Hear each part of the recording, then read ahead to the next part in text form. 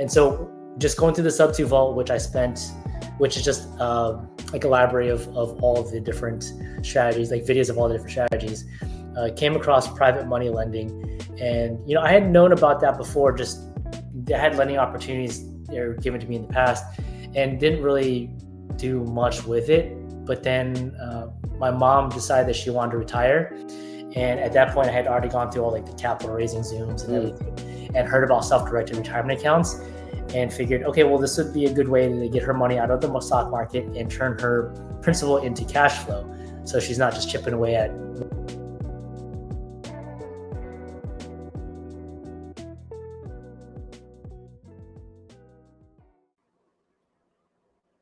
What's going on, everybody? Hey, I'm so excited, and hopefully y'all checking another episode here at the Private Money Lending Show.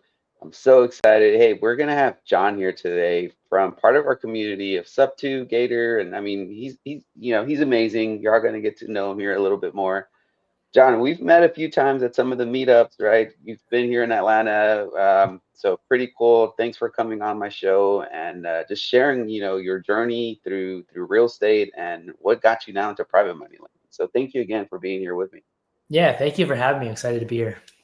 Awesome. John, so tell us a little bit about you, man. Where did your journey begin, man? Was it like, did you foresee yourself into the entrepreneur state? Was somebody in your family's like, John, you need to start your own business at an early age? How did that look like for John? That's really interesting because so when I was growing up, it was always about get a job, get into a stable career. I didn't even know what I wanted to do in college. I think I went from engineering to biochem to then just picked accounting because I heard it was like stable. And then, graduated the accounting degree, got my CPA because I heard you made more money that way, and worked my way up the corporate ladder, went into consulting for accounting automation. And at that point, I was like, I don't really know if I like this. I think, and then COVID hit too. I always had an interest in real estate. Even at my day job, I would just be looking at houses, no reason, just looking at houses on Zillow. But yeah, COVID hit. I got really nervous about what was going to happen and decided that I had to do something else. And so just went on to bigger pockets, learned how to do the Burr method, learned how to do it long distance, liquidated my 401k and my wife's 401ks and bought a bunch of property and just did it. Man, that's amazing. You took the risk on to be able to acquire properties outside of your state. A lot of people tend to fear that, right? Because if you're not near it, right? So how are you gonna properly manage, the property and stuff like that? So walk us through a little bit of that. I don't want to go down that rabbit hole, but I know that holds a lot of people right from investing. What were those decision-making things that you said, hey, this is worth the risk? So I just ran the numbers on what it would take to own a property and the cash I had on hand. And, seeing 7%, 5% growth in my 401k just didn't really seem like I was risking that much. So when I took it out, I figured no matter what happens, even if I have a $20 or $30,000, mistake or something, I'm still better off in the long run if I own these properties. So it was basically just going out, building a team, going on Zillow, going in Agent Finder, and then saying, okay, well, sorting from best to worst, and just seeing who invests, who had some kind of review about helping with investment properties. Then calling each one and just saying, I'm new, this is what I want to do. Do you invest yourself? And if they did, then great. And if not, then I kind of moved on. And just basically reiterating, I don't know what I'm doing. Please help me. Help me evaluate these. So I did one first, worked out. So then I did another one and another one. Wow. How many properties did you end up acquiring? So total, throughout the life of my buying career, I got to about 30 doors, something like that, across 5 different states, which sounds really cool. But is a huge reason why I am getting into lending, because if you're going to go out and buy, unless you know all these areas really well and you have really, really, really solid property management, it's not a good idea, because I'm not having to deal with. I'm selling all my properties to get to do lending full time. And I'm just dealing with some headaches that was not expecting, you know. Mm.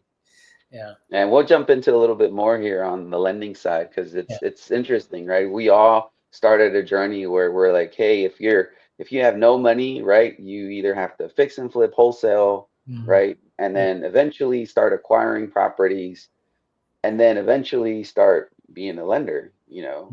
Mhm. So interesting how all of us start that journey. But you went straight into the buy and hold, right? You had an amazing career that gave you that income, right, where you were able to acquire these properties. Yeah. And then you went through the Burr method, right? It's a very, you know, like classic strategy, right? You buy at a good price, you rehab it, refinance it out, and then Yeah. you repeat it again. But Mhm. then you came into the creative finance space, right? Mhm. How did that transition work? Did you acquire more properties at that point than using the standard Burr method, or? Yeah. So I think at that point I had gotten to about 16 doors and really hit a ceiling. Didn't really know where to go. So looked for another way and came across the sub two community and just ended up joining. And instead of trying to do everything on my own like I had in the past, I partnered with someone. So because I still had a good high paying job in consulting, I essentially came in as a capital partner and just started using Mm, money to partner with someone else who would manage everything and I would just fund it. So we got to I think 14 more doors that wow. way. Um, and then quickly realized that buying is not really what I wanted to do Mm, anymore.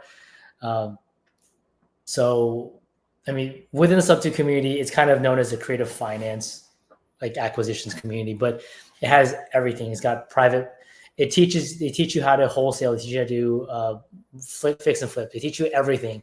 And so, just going through the sub two vault, which is just like a library of all of the different strategies, like videos of all the different strategies. Came across private money lending, and I had known about that before. Just they had lending opportunities that were given to me in the past, and didn't really do much with it. But then my mom decided that she wanted to retire, and at that point, I had already gone through all like the capital raising Zooms and mm, everything, and heard about self-directed retirement accounts, and figured, okay, well, this would be a good way to get her money out of the stock market and turn her principal into cash flow, so she's not just chipping away at whatever she's saved up. So moved her money into self-directed retirement account and put her into loans. Really, nice. yeah, So you had already done your homework, right? You said you had done your capital raising homework, how to at least, for the most part, keep that money safe. And yeah, then you use that self-directed IRA. There's a whole lot more information you could potentially share about self-directed IRAs because it's custodians, right? Different types of yeah, custodians, they charge mhm, different things and processes they do. But that is an awesome strategy that people use, right? They use their self-directed IRAs to become private money lenders, and they right. lend on real estate investments. What Mhm. type of projects that they lend on? Did you lend on? So I was chasing high rates of return, and because I didn't really know any better, so these were like, the first one I did was long term sub two with someone that I had known for a year, and she was super solid. So I was like, all right, cool. And then Mm, once I got my feet wet with that one, uh, I started looking into shorter term loans and did a portfolio loan. So someone was acquiring 10, wasn't really going to do any work to them, and then was going to put 3 in the market. The first one that was going to get sold was going to go to pay off the loan to acquire the entire thing, plus the return. Did some fix and flip loans, and yeah, some gap, well, a lot of gap, which I probably won't be doing anymore. Uh, but yeah, to start off with, there was a lot of gap. Luckily, most of them have gone well. One has been an issue, but you know, with yeah, the that's money, the risk, right? yeah, that's the risk. And so, Yeah, um, but the thing that really helped save me is the fact that you just make sure that there's enough equity in all the collateral to cover your loan. I think that was the biggest absolutely. learning learning thing. Yeah. Yeah. Especially when we get into the gap lending, for those that have been checking out the channel, right? Gap lending is a second position loan typically used for fix and flippers. Yeah. Now, that doesn't mean that there could be a gap loan for a buy and hold strategy as well. But that's typically more in second position. There's a little bit higher risk, so definitely more due diligence needs to be done. Like what John mentioned, you have to make sure that there's enough cross collateral if you are cross collateralizing it, because Yeah. if you're getting into a second position and there's not enough equity, there's not enough meat in that bone on that deal, you have to go find another property, right, where you could cross collateralize, Yeah. secure your capital. Yeah, exactly. And if you don't have enough collateral, you're probably going to lose your money. Yeah, yeah. So yeah, great point there, John. So you pivoted, you started acquiring a whole bunch of properties, and you slowly got your feet wet into the lending, Yeah. and you did several transactions, and now coming full circle, right? You're running a private money lending business, right? We met each other again at the mastermind event with Abraham Gray Yeah. here in Atlanta. So pretty awesome. Tell us how that's going, man. How are you? What type of loans are you offering, and what does that look like? Sure. So I can just tell you the progression of where everything started. So when I first started, it was all these higher rates of return. That's what I was chasing, just because Mm-hmm. you expect people to be able to perform and do what they say they're going to do, but that's not always the case. Like I have some borrowers where having to um, build the teams and help them get their project to the finish line. And the reason why I'm doing that is because I put myself in a position where it's mainly friends and family who have been lending with me, Mm-hmm. and I don't want to affect, I don't want to like damage any of my relationships, especially with these people that I've known for 10, 15, 20 years. Yeah. I personally guaranteed all of their loans, which is great for them. But for me, it puts me in a really bad spot because I need, 10 to go right for everyone to go wrong just to break even. So really looked for a different way. And one of them was to work with an experienced borrower. And one of the things that I noticed was that all the people that have been in the lending space, in the private lending space for a long time, they're they do whatever they can to mitigate risk, and they're only going after safe lending opportunities. Mm. They're not doing gap loans. They're not going after. They're not doing these flat rates of return. They want to make sure that they are safe and they don't have to deal with any of the headaches that I'm having to deal with right now. And so that's a big reason why I ended up working with Abraham, because he's been in real estate for 30 years, has been lending for 10 years, and has like a super great track record, right? 0.4% default rate. But at the same time, for his loans, but at the same time, like, he actually doesn't mind when his borrowers default, because he'll just take on the Right. project, pay everyone out, and then make more money on it, because that's just how he's set up. And so decided to work with him because it just makes my life a lot easier. I can focus on raising capital. I know that whoever I bring in is safe. I don't have to deal with all the headaches. And if it happens that one of the borrowers defaults, everyone's taken care of. Like, no one's going to Absolutely. lose any money. I don't have to come out of pocket. He's going to make more money on that, and my lending partner is going to get paid out, and there's really no headaches. And I think the most successful people, again, that I've seen, really go for easy, simple things that are just repeatable. Yeah, I agree. The simpler you can keep it, right, in the Yeah, space, um, and then you mentioned it, right, repeatable, um, and you focus in a specific states, yeah, that's the great recipe right there. yeah, for sure. And When you start including all these variables, it just, yeah, so I had a friend reach out to me about doing a short-term loan, like a bridge loan for 60 days, and it's like way outside of what I normally do. And when I'm trying to help him out, I realize that I come across as like a clown, because that's not my main line of work. So that I make mistakes, I don't get all the information I need because it's not part of my system. So I just like to stay in my lane and realize that the best way to build like a sustainable business is just to stay in your lane. And if anything comes, learning how to say no, like you always hear that, like learning how to say no is super mm, powerful. Yeah. yeah. Well, let me go back to a little bit. That's so good, right? Learning how to say no. I wanted to take you back a little bit to as far as the types of loans, right? Because Mhm.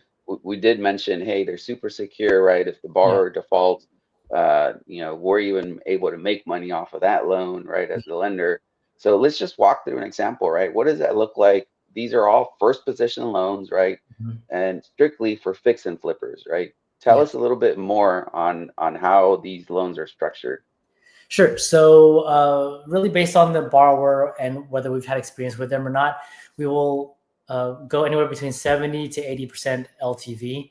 And I mean, the main thing is since my partner, I mean, Abraham flips 12 to 15 a month, he'll just essentially say, all right, well, this is in this area and I know how much I would pay for it. So then he'll back out, lending partner's interest, and then he'll back out cost to foreclose and cost to carry the property during the foreclosure process and say, all right, well, if it's $100,000 loan, $100,000 house, and I'm willing to pay $70,000, he'll lend 65,000, and then that's when we'll bring in a lending partner 65. That way, if someone were, again, the borrower defaults, pays everyone out, takes on the property, and he's essentially bought that property for what he would have paid for it anyways. Yeah, yeah, that's a Yeah. so safe strategy right there, guys. Just if Yeah. y'all what John said, rewind, rehear it, take notes again, because that is one of the safest strategies when it comes to lending, right? Yeah. Um, that is technically what hard money lenders do, right, in the space where they are extremely protective, right?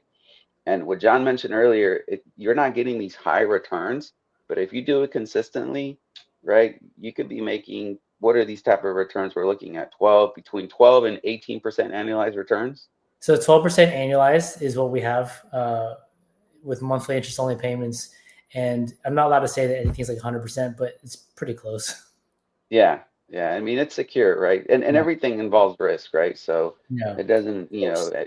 yeah. Once you start investing, there's risk involved. So, Yeah. um, Yeah, for awesome, sure. awesome, John. So, you know, these are super secure loans. What states I recall you were looking at Virginia, but I know Abraham's based out of Georgia. So is Mhm. it Georgia, Virginia, or other states, or just Georgia for now? Tell us a little bit about. Yeah, so right now is Georgia, and it's just because of the way that Abraham set up, where he has all his activity in the Atlanta area, Right. and even though I'm from Virginia, I've spent almost my entire life there. Virginia is a market that I want to get back into, but at the same time, like, I want to be set up the same way. So before I open up Virginia, I'm going to make sure that we have the infrastructure in place. We Absolutely. are, buying properties. We're fix and flipping, and I don't even like flipping, but I just want to be able to have that infrastructure so that if anything were to happen with our lending partners, everybody's taken care of and nobody's. I mean, really the only person at risk is with the borrower. Yeah. Yeah, that's true. Yeah, pretty awesome, man. Yeah, so if y'all looking for, solid, secure investments, connect with us, John, myself, here in Georgia. I'm excited, man. Pretty cool that you were able to collaborate with Abraham and you know, we're constantly learning, right, from Abraham. He's such an amazing person. Yeah, I think I spent months trying to find an operator, especially with these high rates of return, just trying to find an operator who could do that. But one thing that I found was that a lot of the people they can handle one or two a month, but then if you come in and you start bringing them extra money, they don't have the systems in place to scale. And so, learning from someone who's been in the business, I mean, he's been an entrepreneur for 35 years at least. There's like a world of difference, really. Absolutely. Yeah. Absolutely. Cool, man. So what other ventures you have going on currently? I know you said you're staying in your lane when it comes to private money lending, but do you have any other types of projects going on that you're currently focused on? You did mention that you're selling your properties. Mhm. So are you looking for buyers? Maybe anybody in this show that listens, maybe they can reach out to you and acquire some of those properties. Yeah, so I have one that I'm fixing up. Well, one's about to hit the market. I just fix it up in Tony, Alabama, which is just outside of Huntsville, and then I have one more in like the number streets in Huntsville that I'm currently fixing up. Brand new roof, going to redo the entire inside because the tenants tore it up, and then those two are going to hit the market. I have two in Chattanooga. They do need some work. I completely redid them, but again, my property management was not keeping up with the house, and so I just don't have the bandwidth to take care of those. So those are, I think, currently on the market. And then I have 2 turnkey rentals in Baltimore. One is like 2 blocks from Johns Hopkins Hospital, and the other that's 2 blocks west, and then the other one's 5 blocks east of Hopkins Hospital.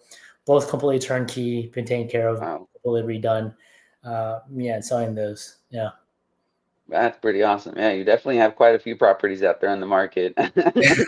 Yeah. Yeah. Looking forward to just doing lending.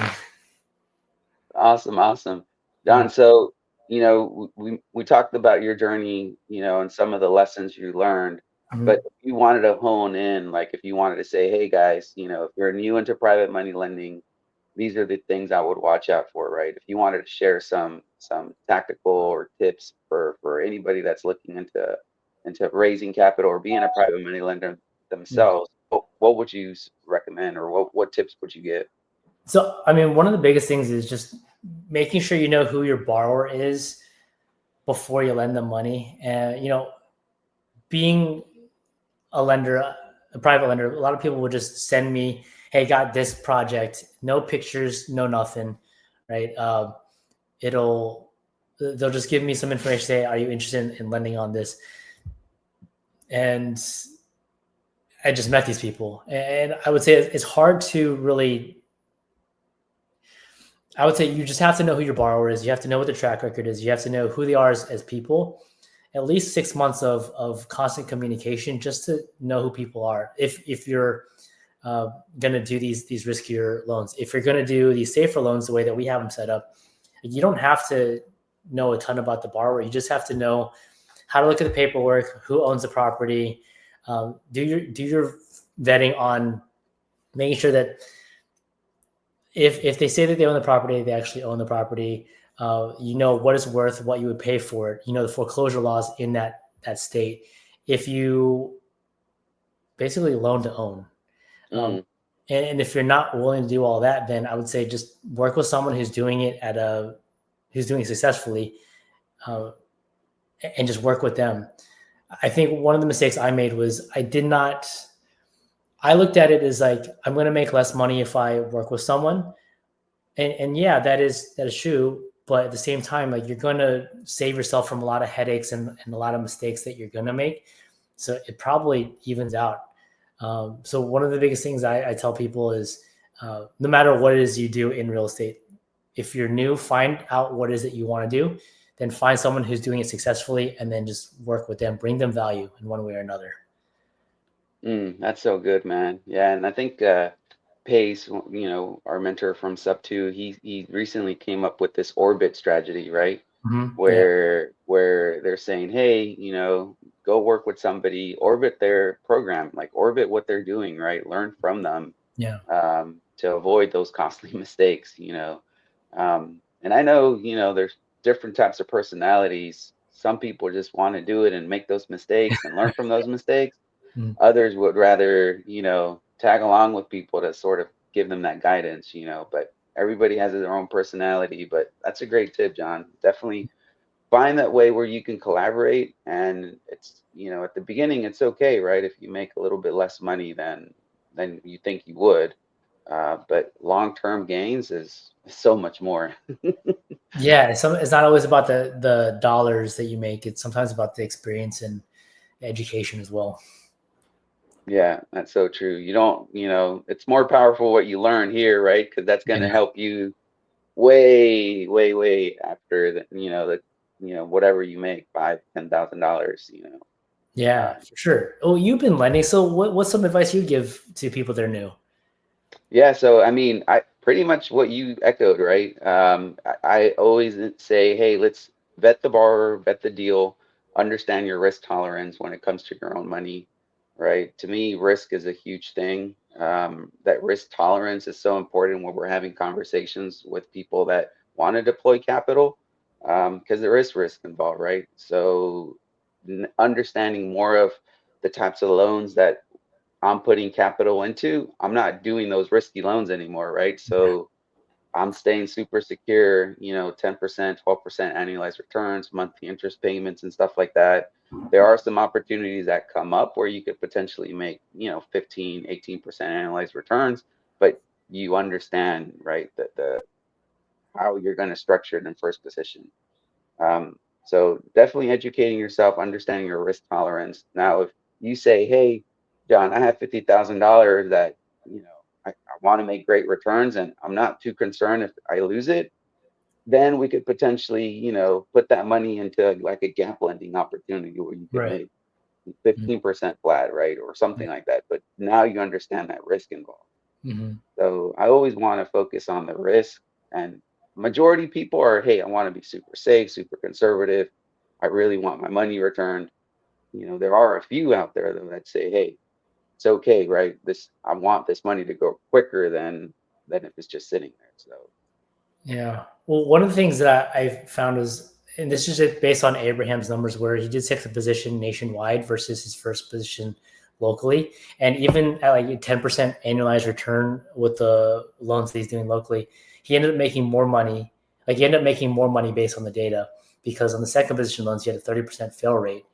Uh, so yeah, I just ran the numbers at $50,000 per loan, doing 100 loans all at once, and I think you end up with 5 million out, you end up losing $100,000 on those riskier loans versus making, whatever it was. I think it was like 500,000 on the 10% safer loans. yeah, and that's true, right? Because I mean, even in the gap lending space, there are those great returns, but those opportunities are less frequent, and when they do come up, there's a higher risk of you losing that money, Yeah. right? Whereas if you put it in a solid project and you're making 10% returns, right, for a year, those projects are going to be more abundant, right, than Mm. those other ones where that risk is higher and stuff like that. That's why there's that debate of people saying, hey, the stock market beats the real estate returns, right? Because the stock market, you leave it there for 30, 40 years, the market, of course, is going to, fluctuate up and down. And, looking at data, you could say that, yeah, if you just leave that money in the stock market, it's going to outgrow. But Right. I think there is that other, do you really want to just rely on the stock market? And I think that's where private money lending is so important because you control it, right? Yeah. You make the investments, whether it's real estate, whether it's a business that you're acquiring, whether it's whatever it is, right? You're in control, and you Yeah. control those returns. Yeah. Well, then, I mean, for the stock market, I was just kind of curious too, comparing it with private money. I think from 2000 to 2024, it had like a 7.34% growth rate. So then if you're doing like 12% annualized returns, I think you're beating that. You're Uh, beating it, yeah. yeah. And plus your money's liquid too. You don't have to sell anything. That's true. Yeah, and then you're a CPA, so maybe you can help us out a little bit as far as taxes comes, because Yeah. that is another question, right, that has come up. Yeah. And this is for educational purposes, y'all, but when it comes to, being a private money lender and making that passive income, how does that look like in taxes? So it really depends. And the big reason why I mainly focus on people with self-directed retirement accounts is because the growth it just stays there. Like you don't have to pay taxes on that until you pull that money out. But then if you're using like checking account money, just like if you were to put it into a CD, you have to pay taxes on that growth. So that's why I really focus on just mainly like I see people with their self-directed retirement accounts try to go out and they buy property and these, Mm-hmm. but thinking that it's passive, but it's not passive. Like owning property is not. And then I don't remember why, and I'm not a tax expert either. Like I have a whole license, but my expertise is in internal accounting and financials. But based on Tom Wheelwright's tax-free wealth book, you have a tax haven inside of a tax haven, and they essentially cancel each other out. And you don't want to be spending all that time building up your retirement account when you don't have access to that money. You'd much rather put that into something where, even if you're like a limited partner or something, right, where you just put the money and you don't have to deal with any of the management. That's really what you want to do with your retirement account. But to answer your question, is just the growth is tax free in your retirement account. In the retirement account. Yeah. Geez. Yeah. That's a gem right there. Hopefully y'all took note of that because yeah, so why just let your retirement account sit there, right, from a Yeah. previous employer or something like that? Mhm. And John, maybe you could shoot me an email with the custodians that you've used that you recommend. Maybe we can put it in the comments. We can share it with the audience. Yeah. Because it's important to find that right custodian. I know I mentioned it earlier that there's a whole topic that when it comes to self-directed IRAs, Yeah. John did mention the checking account, right? Mhm. Because there are different ways to be able to pull money out of your retirement account. So Yeah. Yeah, I can share because I've helped a lot of people open up their retirement accounts, and then I have 4 in my family alone. So yeah, happy to share experiences. awesome, awesome. Hey, John, well, I really value your time, man. Thanks for coming out with me here and spending time here on the chat.